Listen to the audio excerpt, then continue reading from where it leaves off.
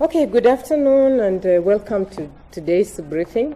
Muvia uwa mevaikana National Gender and Equality Commission kwimuthanyani wa umundi ni watwaisia umbano wi mwanya kunenanisia yulu wa maundu ma mevai vanthi ya Kenya. Umbano ula watwaiwa nthini wa hoteli munene wa Laiko Regency ni va musiini wa Ilovi.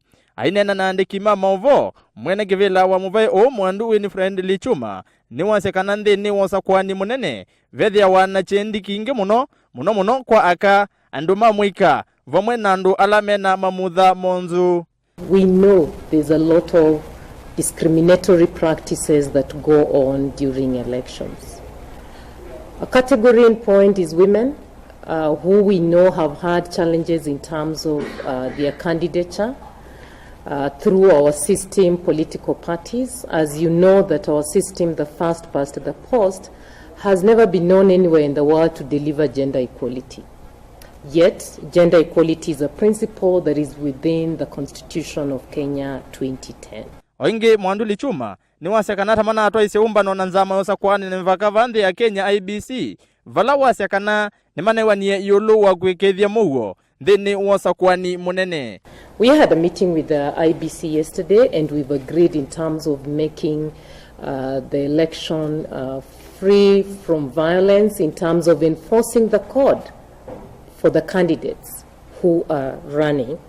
And some of the discriminatory practices end up being in form of abuses. It can be physical, where people suffer physical violence. Yesterday we saw Maura suffering some violence.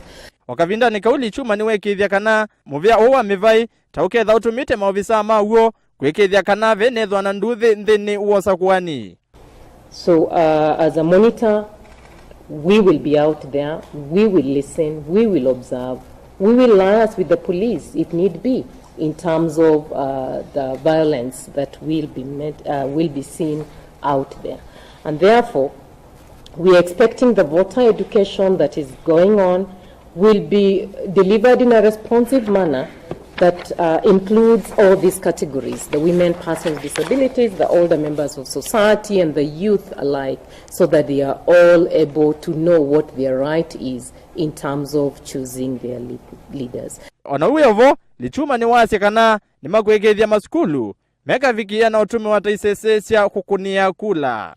We also hope that the ban on not using schools will be respected, because we know from May the schools go back and we are here to protect the rights of the child, and therefore the NEMA rules, the police and IBC must be able to give us a secure environment so that even the children would continue with their learning amidst all these issues around elections, because elections do not stop education must go on. Oingi Mwandu Lichuma no amina na kwikithia kana muvea uwa mevaiva mwana nzama ya usakwane mvaka vanthi ya Kenya IBC kwa vamu makekethia kana aka amwika vamwe na andu ala mena mamutha monzu mena vikia na kuone wanthini uosakwani munene ula ukite matuku nyanya mwi wa nyanya mwaka uwa 2017.